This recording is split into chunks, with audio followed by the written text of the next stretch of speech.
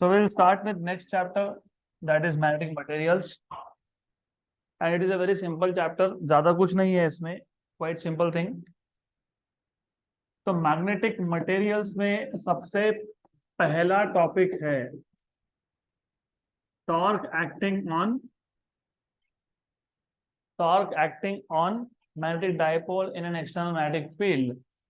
तो torque acting on magnet, torque acting on a magnet मतलब magnetic dipole, क्योंकि magnet के पास भी दो पोल्स होते हैं, north pole and south pole. In an external magnetic field, in an external magnetic field. तो अगर आपको याद होगा, आई टोल्ड यू कि आपके टेक्स्ट बुक का अप्रोच ओवर सिंप्लीफाइड अप्रोच है, जिसमें आपको सिर्फ ये बोल दिया है कि हमको पता है, we know that torque acting on electric dipole is P bar cross E bar and therefore torque acting on magnetic dipole is M bar cross B bar.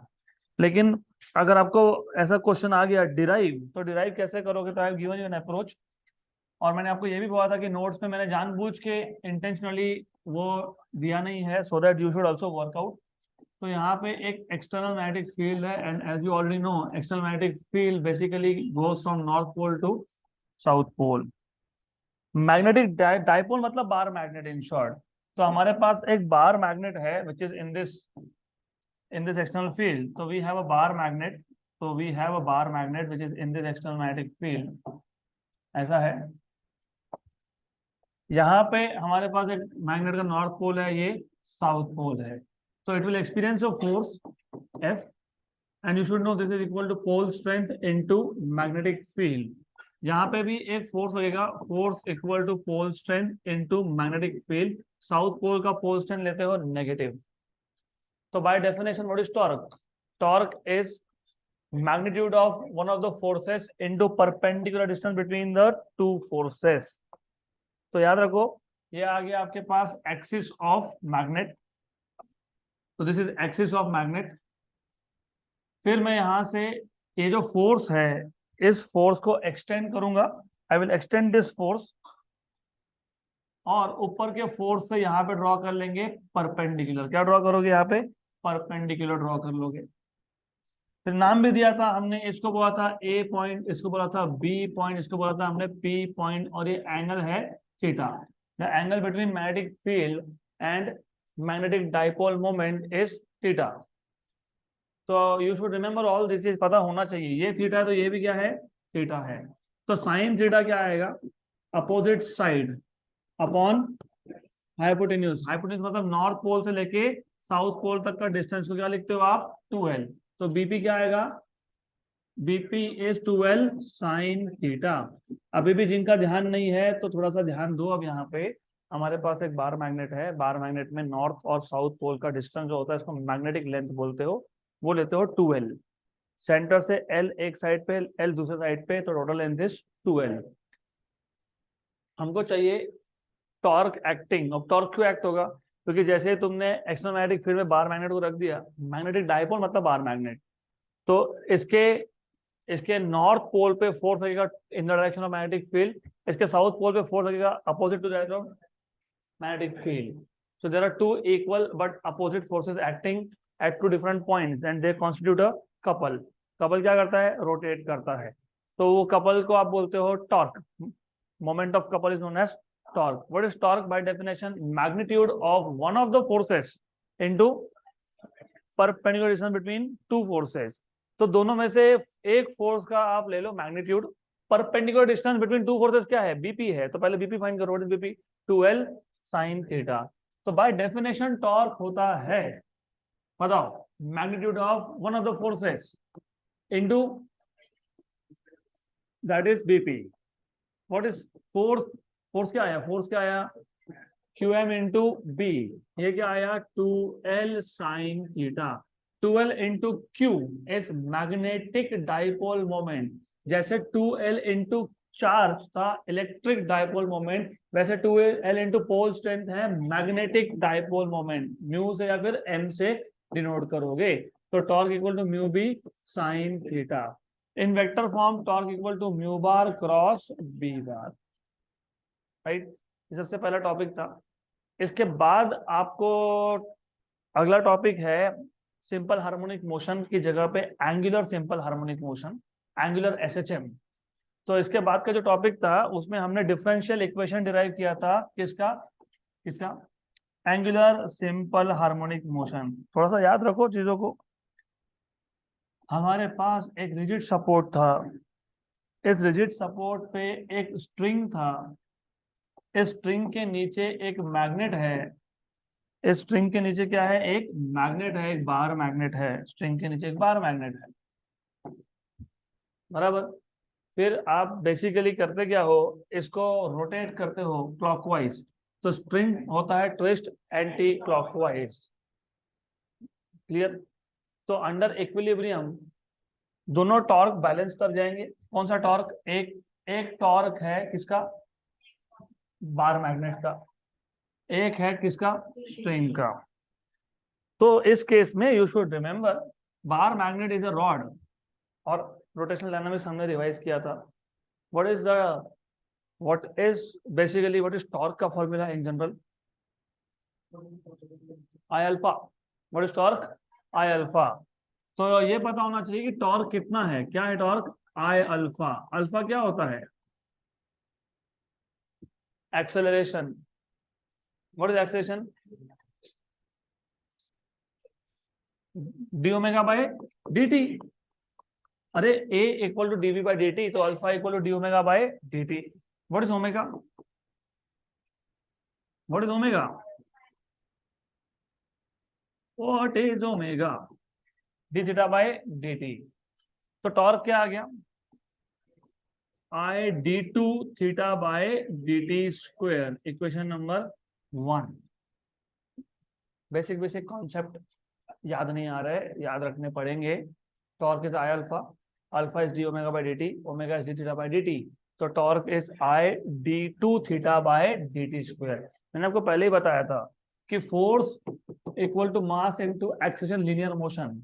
Linear के और एंगुलर के सारे फॉर्मूला सेम होते हैं, सिर्फ force के पे क्या लिखते हो, टॉर्क, मास के पे क्या लिखते हो, मोमेंट ऑफ इनर्शिया, और ए के यहाँ पे क्या लिखते हो, अल्फा। क्या लिखते हो, अल्फा। ए क्या होता है, d two x by D T square, तो अल्फा क्या आएगा, d two theta by D T square, right. तो बेसिक बेसिक चीजें you have to remember, you need to remember all this, clear यहाँ तक, क्लियर। लेकिन लेकिन ये बार मैग्नेट है, what is torque on bar magnet, अभी दिखा था तुमने, mu B sine theta, but torque equal to mu b sin theta, equation number, let us say 2. So from equation number 1 and 2, from 1 and 2 you get I d2 theta by dt square equal to mu b sin theta, clear। वैसे दो approach है solve करने के, there are two different approaches. तो अभी वहां पे मैंने क्या बताया था during classes, I do not remember, but let us recall. यहां तक तो आ गए, torque equal to I D two theta by D T square. इसके आगे एसएचएम के इक्वेशन कैसे डिराइव करते हो, how do derive differential equation of SHM, how do you derive differential equation of SHM, नहीं याद, चलो ठीक है, मैं याद दिला देता हूँ। फ्रॉम 1 and 2 तो हो गया ये, इसके बाद क्या करते हो, भूल गए, भूल गए, d two theta by D T square equal to mu B by I sine theta. नहीं याद, नहीं याद तो याद दिलाना पड़ेगा। ये होता है m d two x by D T square equal to भूल गए के एक्स, बराबर। फिर इसको यहाँ पे लाते हो के विद माइनस साइन, क्यों, क्योंकि फोर्स एंड डिस्प्लेसमेंट वेयर, यहाँ पे भी माइनस साइन है क्योंकि torque and angular displacement are oppositely directed. फिर क्या करते हो, मास को डिवाइड करते हो क्या, यस।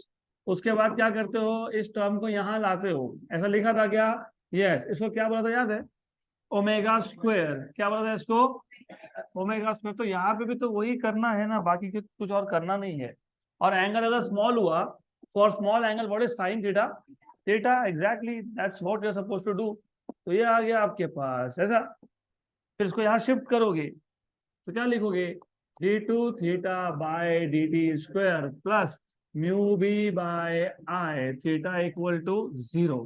फिर कंपेयर करोगे तो ये क्या मिल जाएगा, omega square equal to mu B by I. तो what is omega, under root of mu B by I. What is omega, 2 pi n, better 2 pi by T, क्योंकि हमको क्या फाइंड करना है, time period. 2 pi by T equal to under root of mu B by I. तो what is time period from here, 2 pi under root of I by mu B. मिल गया time period of angular oscillation of bar magnet. तो इस topic में हमने किया क्या था, हमने सिर्फ एक बार मैग्नेट को एक स्ट्रिंग से सस्पेंड कर दिया, बार मैग्नेट को रोटेट किया क्लॉकवाइज, तो स्ट्रिंग होगा एंटी क्लॉकवाइज। तो torque acting is given by, ये तो पता होना चाहिए, I D two theta by D T square. लेकिन टॉर्क ऑन मैग्नेट वो तो तुमने ऑलरेडी फाइंड किया है, mu B sine theta. But अगर एंगल स्मॉल हुआ तो म्यू बी थीटा, तो साइन थीटा की जगह क्या लिखोगे आखिरी में, थीटा। तो जितना torque from equation number 1 I D two theta by D T square है, उतना ही torque from equation number 2 mu B sine theta with minus sine. तो दोनों का लेफ्ट हैंड साइड सेम है तो राइट हैंड साइड भी सेम होगा, तो राइट हैंड साइड सेम कर दिया। फिर आपने डिफरेंशियल इक्वेशन बना लिया किसका, एंगुलर सिंपल हार्मोनिक मोशन। वहां से क्या मिल गया, ओमेगा स्क्वायर। वहां से हो गया, मिल गया ओमेगा। ओमेगा से क्या मिल गया, टाइम पीरियड। Done, correct. इसके बाद है ओरिजिन ऑफ मैग्नेटिज्म। अभी द क्वेश्चन हियर इज, देखो बात ऐसी है, पिछला chapter magnetic fields due to electric current, तो हमने ये देखा था कि whenever current passes through some conductor it produces magnetic field। लेकिन मतलब वो टेम्पररी मैग्नेट है, तुमने करंट अगर बंद कर दिया तो मैग्नेटिक फील्ड गया। लेकिन देर आर सम मटेरियल जैसे कि ion which show permanent magnetism. Now the question arises कि ये फिर परमानेंट मैग्नेटिज्म आया कहां से। कुछ मटेरियल्स परमानेंट मैग्नेटिक होते हैं, तो ultimately you have to start thinking कि करंट के बिना तो मैग्नेटिज्म हो नहीं सकता है। होता है क्या, नहीं। तो फिर इनसाइड अ मटेरियल, मटेरियल कोई भी हो, क्या होगा, मॉलिक्यूल्स। मॉलिक्यूल में क्या होगा, एटम्स। एटम्स में क्या होगा, इलेक्ट्रॉन्स रिवॉल्विंग अराउंड। तो that is the source of magnetism. मतलब you may get magnetism from electrons which are revolving around nucleus. तो अगला टॉपिक वही होगा सीक्वेंस में, magnetic moment of electron revolving around nucleus of an atom. तो what is the source of magnetism in any material, electron revolving around nucleus. तो magnetic dipole moment मतलब magnetic moment of of of electron revolving around nucleus, revolving around nucleus of an atom.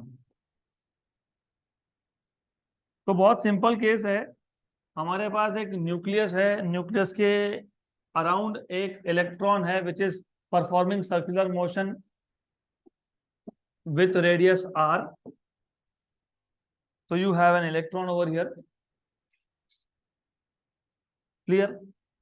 Then we have already seen in the last chapter what is dipole moment in general, NIA, number of turns into current into area।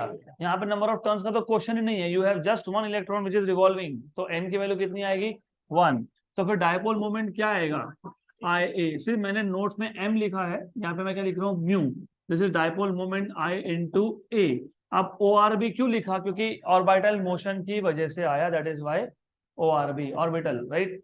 उसके बाद अब equation number 1, area तो तुमको पता ही है, area क्या आएगा, pi r square. Area of the loop is pi r square. Equation number 2, current होता है चार्ज अपॉन टाइम। चार्ज है electron E, time is time period T। Time period होता है distance upon speed. Speed is distance upon time, time is distance upon speed, time is distance upon speed. एक round में distance होता है 2 pi r, speed है v। Equation number 3, तो I मिल गया, A मिल गया, इक्वेशन नंबर 1 में सब्स्टिट्यूट कर दोगे तो from equation number 1 and 2 and 3 you will have orbital magnetic moment equal to I is EB by 2 pi r, area is pi r square. pi r cancel, तो आगे आपके पास EVR by 2, तो EVR by 2। इसके बाद आप क्या करते हो, मल्टीप्लाई डिवाइड बाय मास। क्यों ऐसा करते हैं, मास ऑफ इलेक्ट्रॉन से, क्योंकि हमको चाहिए इन terms of angular momentum. You want the answer in terms of angular momentum, so you multiply and divide by mass of electron, and this MVR is angular momentum. So you have orbital magnetic dipole moment equal to E by 2 times of mass of electron into L. Clear? पक्का पक्का, yes yes. उसके बाद अगर आपको vector notation में लिखना है तो वेक्टर नोटेशन में only with minus sign. Negative sign indicates that magnetic dipole moment and orbital angular momentum are oppositely directed। और आप सबको पता होना ही चाहिए what is the direction of angular momentum, what is angular momentum, I omega, what is the direction of omega along the axis। ऐसा है, you imagine that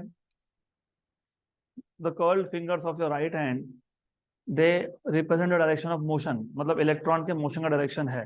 तो thumb क्या होता है, thumb is the direction of angular displacement theta, और वो direction होता है एंगुलर वेलोसिटी ओमेगा का, और वो डायरेक्शन होता है एंगुलर मोमेंटम एल का, क्योंकि एल क्या होता है आई ओमेगा।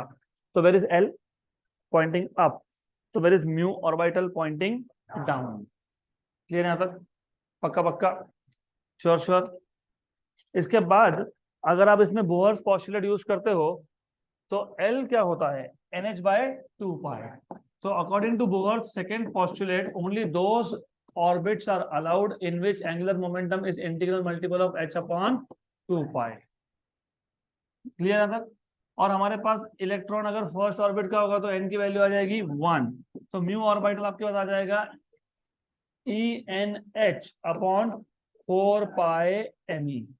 यहाँ पे अगर आप फर्स्ट ऑर्बिट इलेक्ट्रॉन लेते हो तो उसको बोलते हो बोहर मैग्नेटॉन। क्या बोलते हो उसको, तो for n equal to 1 you get mu orbital equal to क्या आएगा EH upon 4 pi me, and this will be called as Bohr magneton. उसको बोलते हो बोहर मैग्नेटॉन। और सपोज हमारे पास एक एटम है जिसमें 3 इलेक्ट्रॉन्स है, तो तीनों ही सर्कुलर मोशन में है, तो तीनों का ही ऑर्बिटल डाइपोल मोमेंट है, राइट। तो अब इसके आगे अगर मेरे पास 3 इलेक्ट्रॉन्स है तो तीनों का ऑर्बिटल डाइपोल मोमेंट में लिख सकता हूँ in terms of Bohr magneton. तो total orbital moment of an atom is always written in terms of Bohr magneton. यहाँ तक क्लियर। इलेक्ट्रॉन था, रिवॉल्व हो रहा था, orbital dipole moment is I into A, orbital magnetic dipole moment is I into A. Current आपने find कर लिया, कैसे, चार्ज अपॉन टाइम। चार्ज क्या है E, टाइम क्या है कैपिटल T, कैपिटल T क्या है 2 pi r by v, तो I आ गया EV by 2 pi r, A क्या है pi r स्क्वायर। सब सॉल्व करने के बाद आगे आपके पास if you see EVR by 2 multiply divide by mass, क्योंकि MVR बन गया एंगुलर मोमेंटम, तो EL by 2me। तो ऑर्बिटल मैग्नेटिक डाइपोल मोमेंट आ गया EL by 2me, L होता है NH अपॉन 2 pi, सॉल्व कर लिया। n की वैल्यू अगर 1 हुई तो इसी ऑर्बिटल मैग्नेटिक डाइपोल मोमेंट को तुम बोलोगे बोहर मैग्नेटॉन। तो एटम का magnetic dipole moment is always written in terms of Bohr magneton. यहाँ तक क्लियर, पक्का पक्का क्लियर, श्योर। अब एक छोटा सा प्रॉब्लम ये है, इसके बाद आपको बताना चाहिए what is Pauli's exclusion principle. तो according to Pauli's exclusion principle, no 2 electrons can have exactly the same value of all 4 quantum numbers n,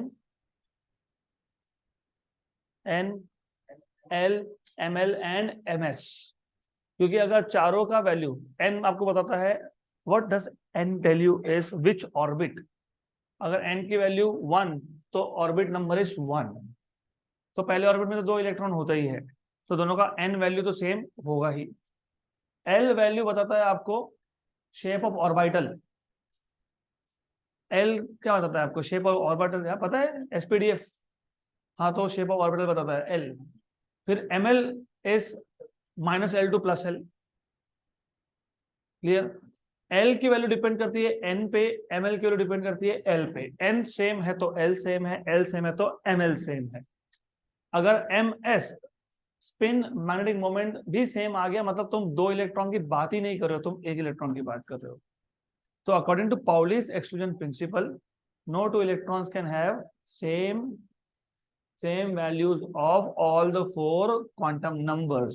और ये ms स्पिन मैग्नेटिक मोमेंट का कॉन्सेप्ट कहां से आया था वही बता देता हूं। आइडिया ये है कि आपने अभी अभी एक इक्वेशन डिराइव किया, ये है magnetic dipole moment but due to which motion? Orbital.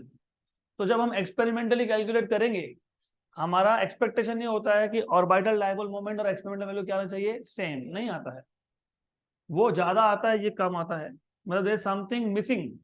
तो पहले ऐसा लगा कि जैसे अर्थ रोटेट भी होता है, रिवॉल्व भी होता है, वैसे इलेक्ट्रॉन रोटेट भी हो रहा होगा और रिवॉल्व भी हो रहा होगा। रिवॉल्व तो मतलब ऑर्बिटल, तो रोटेट मतलब स्पिन।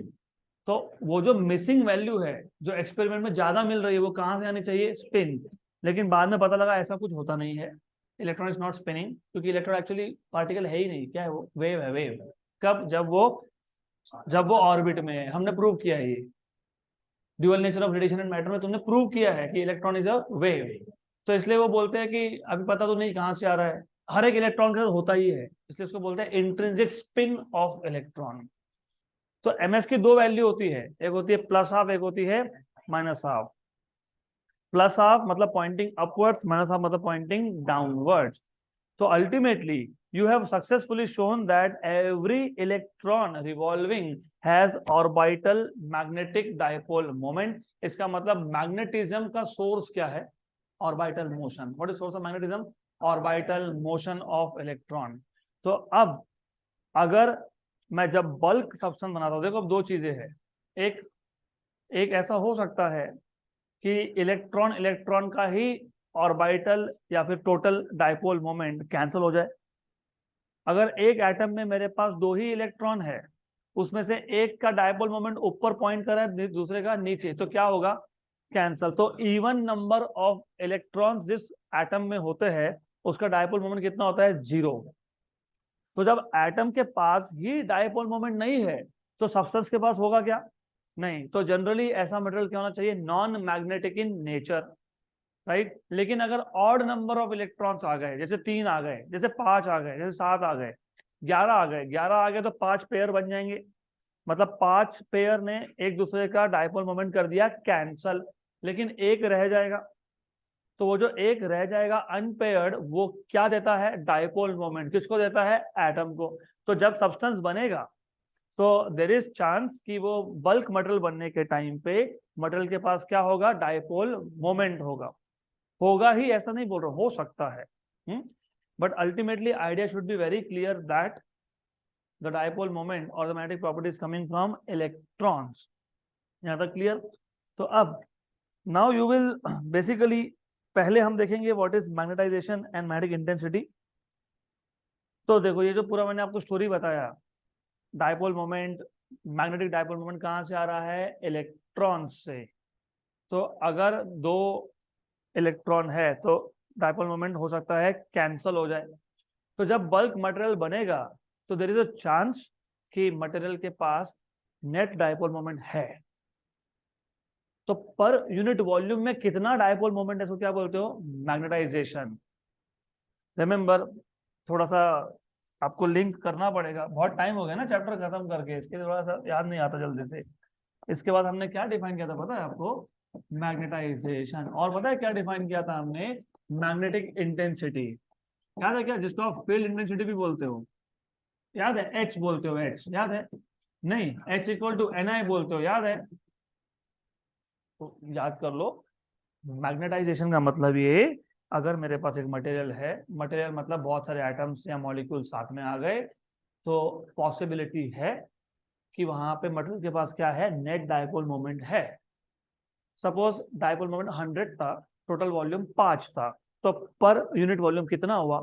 100/5 मतलब कितना हुआ? 20। इसको आप क्या बोलते हो? Magnetization. So magnetization of the sample mz is defined as net magnetic dipole moment per unit volume. सिर्फ मैं वहां पे स्मॉल m से डिनोट कर रहा था, मैं अभी कर रहा हूँ म्यू से।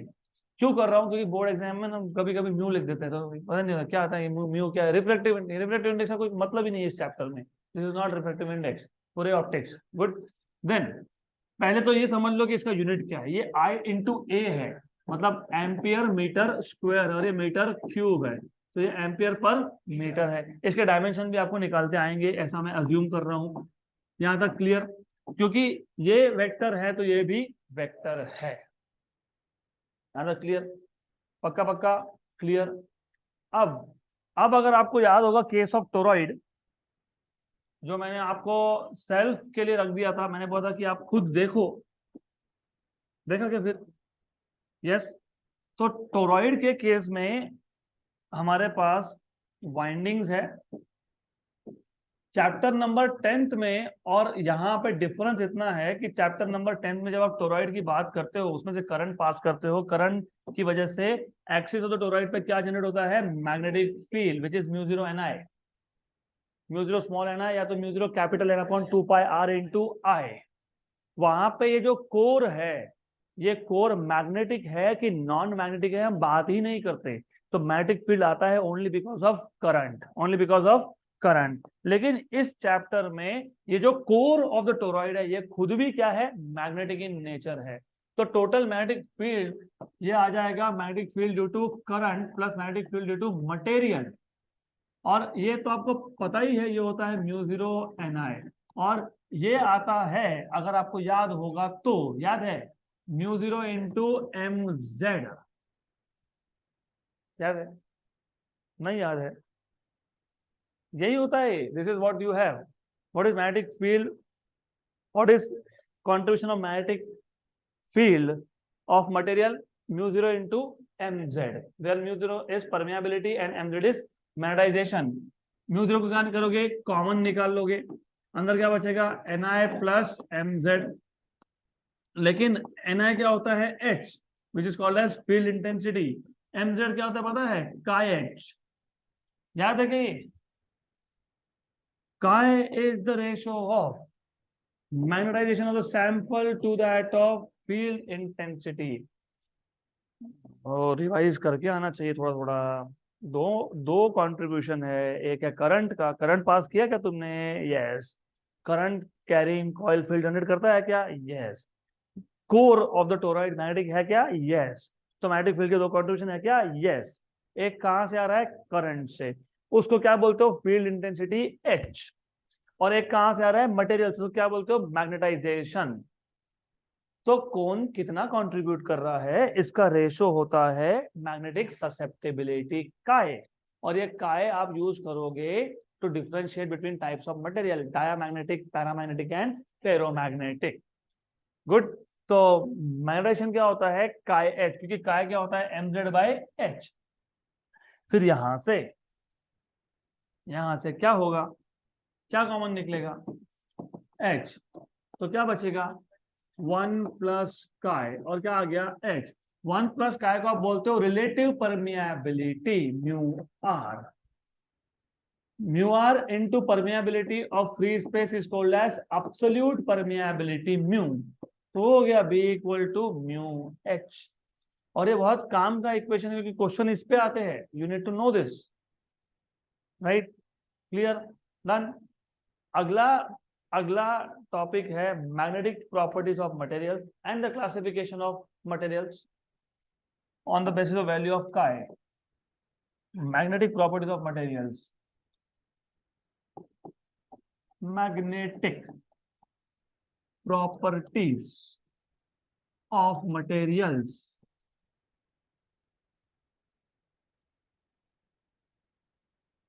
तो द फर्स्ट थिंग इज, हम मैग्नेटिक मटेरियल्स को 3 कैटेगरी में क्लासिफाई करते हैं: diamagnetic, paramagnetic, ferromagnetic, depending on the values of magnetic susceptibility. If the susceptibility is small and negative, diamagnetic. If the susceptibility is small and positive, paramagnetic. If it is large and positive, ferromagnetic. So depending on the value of chi, you will define what is the type of material. if the value of chi is small and negative,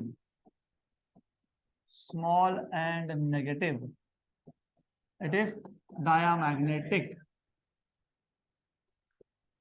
Then if it is small and positive, paramagnetic.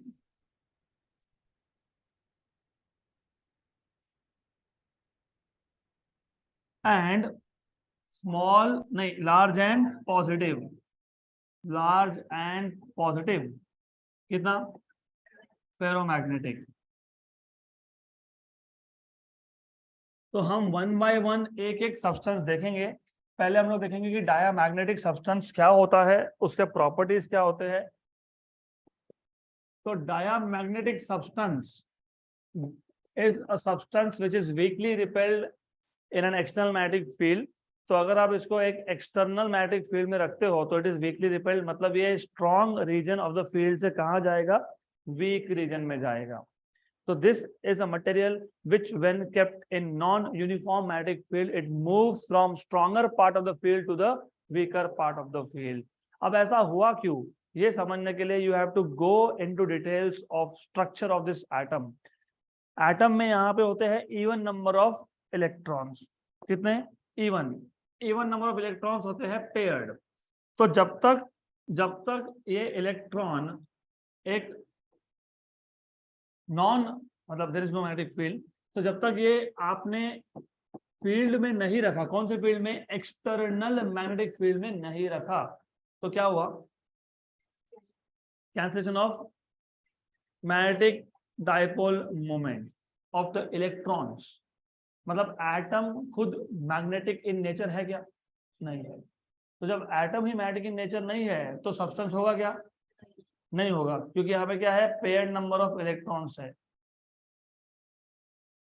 यहाँ पे क्या है, paired number of electrons है. तो यहाँ पे electron का ही dipole moment का हो गया कैंसलेशन.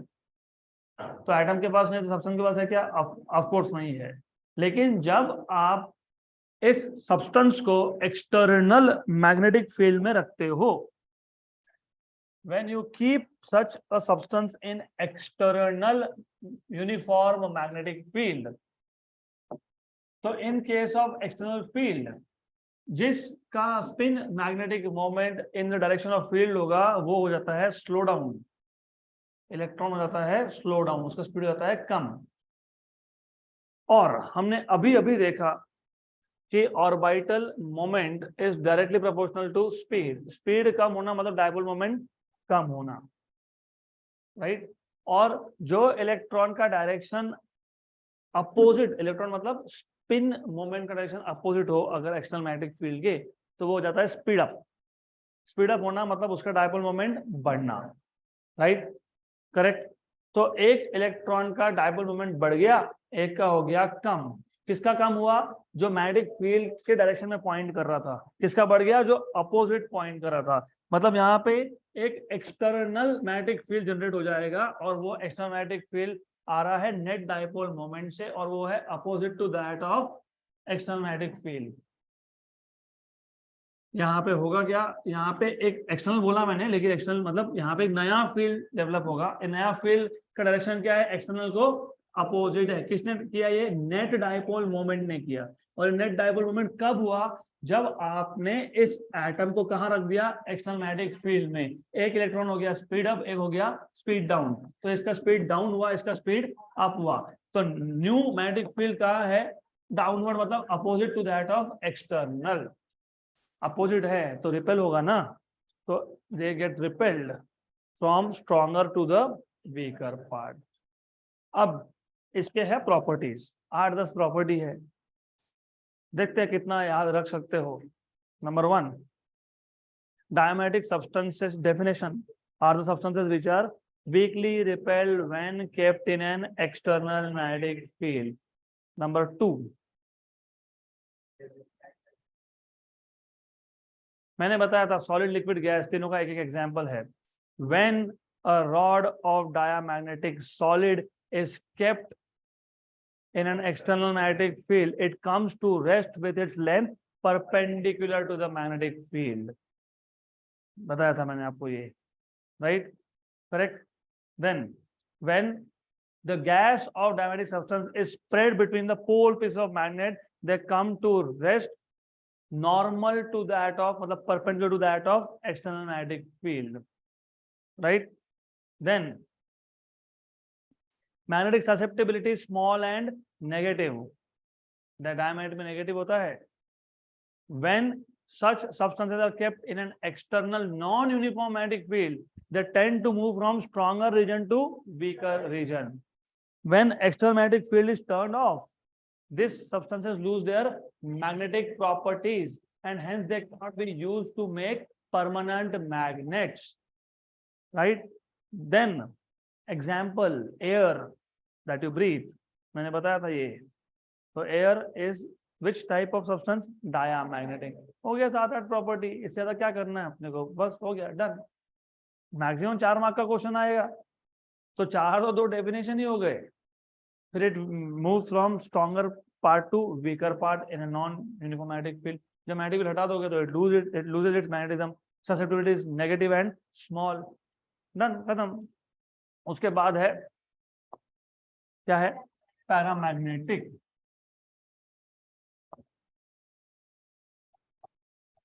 पैरामैग्नेटिक मतलब पैरामैग्नेटिज्म बेसिकली. वो डायमैग्नेटिज्म था, ये पैरामैग्नेटिज्म है. अब पैरामैग्नेटिज्म में होता क्या है? जैसे वहां पे तुमने बोला diamagnetic substances are substances which are weakly repelled, these are weakly attracted, they tend to move from weaker region to stronger region, and these are the materials in which there are odd number of electrons. So there is minimum one unpaired electron. तो एक electron ऐसा है जिसका dipole moment का cancellation नहीं हुआ. इसका मतलब हर एक एटम के पास क्या है? नेट डायपोल मोमेंट है. तो each atom of paramagnetic substance is known as tiny magnet, atomic magnet. बराबर? यस. हाँ, तो याद रहना चाहिए ना ये. You have to remember. मैं कुछ पढ़ के नहीं आता हूँ, याद समझा है तो सब याद रहता है. एटॉमिक मैग्नेट बोलते हो. जब सब्सटेंस बनेगा तो हर एक एटम के पास क्या है? डायपोल मोमेंट है. तो हमारा एक्सपेक्टेशन क्या था? सब्सटेंस होना चाहिए, लेकिन होता नहीं है क्योंकि ये सारे के सारे dipole moment they are randomly oriented. So because of the random orientation the substance has zero net dipole moment. It has zero net dipole moment and hence the substance is non-magnetic. But when you keep such substance in an external magnetic field, uniform magnetic field, all these tiny magnets, atomic magnets, they tend to align themselves in the direction of the field.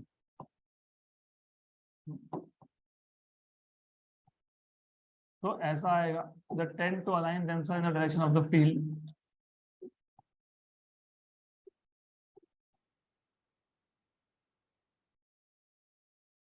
Right?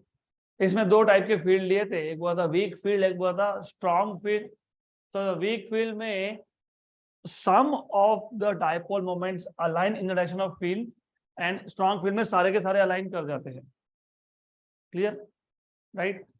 तो इसके properties देखे थे वही. such substances are weakly attracted when placed in a non-uniform external magnetic field. right? उसके बाद susceptibility is small and positive. उसके बाद when a rod of paramagnetic substance is placed between the pole pieces of magnet, it aligns itself in the direction of field. Parallel. तो direction मतलब क्या होता है? फिर पैरेलल ही तो होता है ना. तो डायरेक्शन मतलब पैरेलल ही होता है वो. तो parallel to the magnetic field. Clear? Such substances lose their magnetism when external magnetic field is turned off, मतलब removed. Hence they cannot be used to make permanent magnets. फिर एग्जांपल बता देना इसके. हो गया 6-7 तो प्रॉपर्टी ऐसे ही बन गई. हाँ, पता होना चाहिए. एग्जांपल्स बताओ इसके. मैंने बताया था गोल्ड, सिल्वर, ये चीजें याद होनी चाहिए. अब इसके बाद हमने देखा था क्यूरीज लॉ ऑफ पैरामैग्नेटिज्म, याद है? What is curies law of paramagnetism? What is Curie's law of paramagnetism?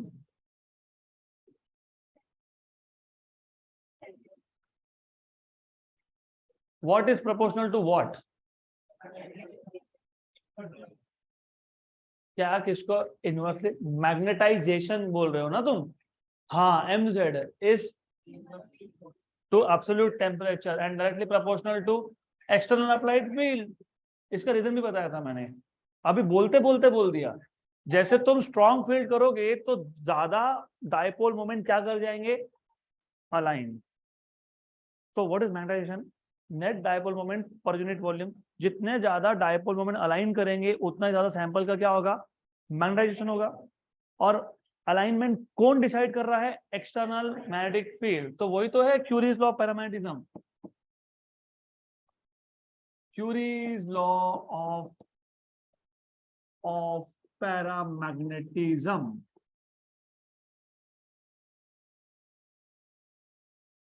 अरे इट इज सो सिंपल कि ये रात में भी कोई पूछे नींद में से उठा के तो पता होना चाहिए, क्योंकि लॉजिक क्या है इसके अंदर।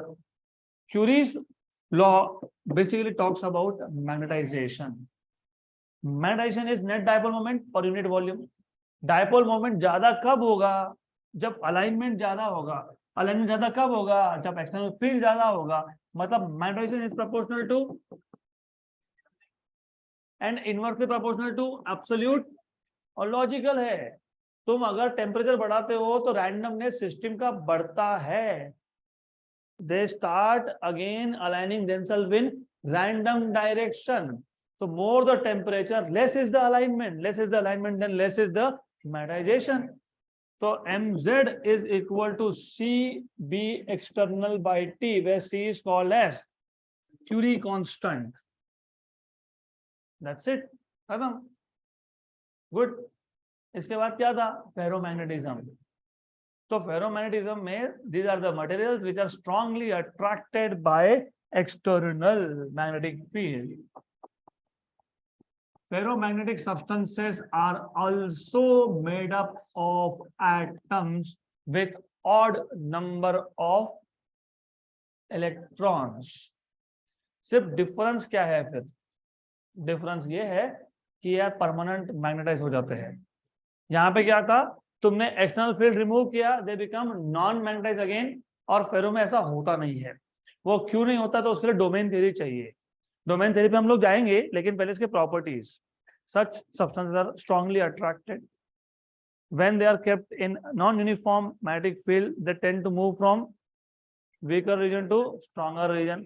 They retain their magnetic properties even after the removal of external magnetic field. बराबर? क्लियर? उसके बाद एक हाथ दूसरा एग्जाम्पल बता दो। आयन। उसके बाद susceptibility is large and positive. उसके बाद बता दो कि अगर तुमने एक फेरोमैग्नेटिक रॉड को एक एक्सटर्नल फील्ड में रखा तो वो क्या करेगा? गैस क्या करेगा? ये सब बताना पड़ेगा। तो डन। 6-7 प्रॉपर्टी बता देना। डन। 6 तो अभी बता दिए मैंने। क्लियर? लास्ट टॉपिक, क्योंकि हिस्टेरेसिस तो मैं रिवीजन करवाता नहीं हूँ। हिस्टेरेसिस का, हिस्टेरेसिस तुमको खुद को पढ़ना है। Hysteresis you have to do by yourself. तो last thing is domain theory. बताओ क्या होता है डोमेन थ्योरी? डोमेन थ्योरी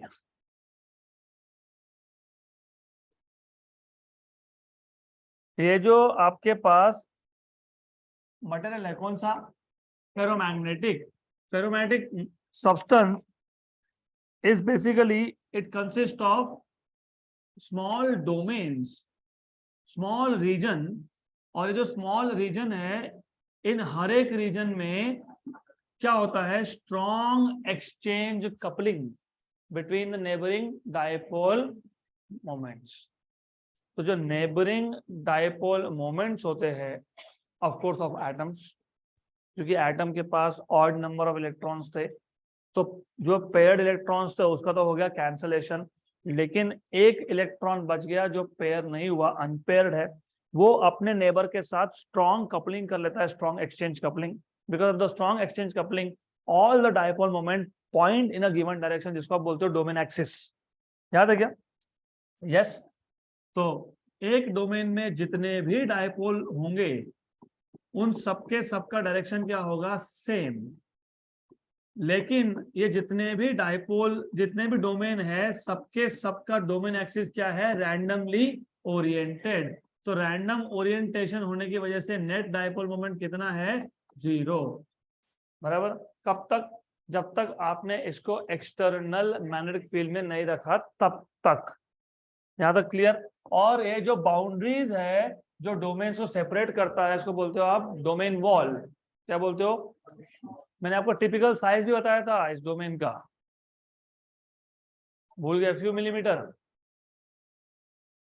बताया था, फ्यू मिलीमीटर। मैंने ये भी बताया था कि typical number of atoms 10 to 10 to 10 to 11 होता है इन अ गिवन डोमेन। क्लियर? अब ऐसा है कि अगर आप इसको एक्सटर्नल फील्ड में रखते हो तो होता ऐसा है, ये जो डोमेन्स के अंदर क्या है? डायपोल। क्योंकि ये स्ट्रांगली कपल्ड है तो all of them start aligning themselves in the direction of external magnetic field, and while doing so, जब वो ऐसा करते हैं तो वो डोमेन बाउंड्रीज को पुश करते हैं, और ये पुश करने के चक्कर में डोमेन बाउंड्री हो जाता है ब्रेक। तो ये जो डोमेन वॉल्स है ये हो जाते हैं कोलैप्स। क्या हो जाते हैं ये? कोलैप्स। They will collapse. मैंने आपको याद रखने के लिए एक वर्ड यूज किया था, बताता हूं। तो क्या होगा? ये सारे के सारे domain axis they will align themselves in the direction of external magnetic field, right? तो जितने भी डोमेन एक्सिस थे सबने खुद को क्या कर लिया? अलाइन कर लिया इन the direction of external magnetic field. अब अगर आप एक्सटर्नल मैग्नेटिक फील्ड रिमूव भी कर देते हो तो they do not go back to their original orientation, क्योंकि डोमेन स्ट्रक्चर ऑलरेडी डिस्ट्रॉय हो गया है। तो मैंने वर्ड यूज किया था गजनी इफेक्ट। उनको याद ही नहीं है वो पहले कहाँ पॉइंट कर रहे थे। They do not remember where they were pointing earlier. That is why they remain aligned in the direction of external magnetic field, and hence they become permanently magnetized. So there is no way they can go back to their original orientation. So that is the theory behind ferromagnetic substances. हो गया? पता है आपको कितने minute लगे हमको? 50 minutes। ये chapter 50 minute का है। Done, end of the story.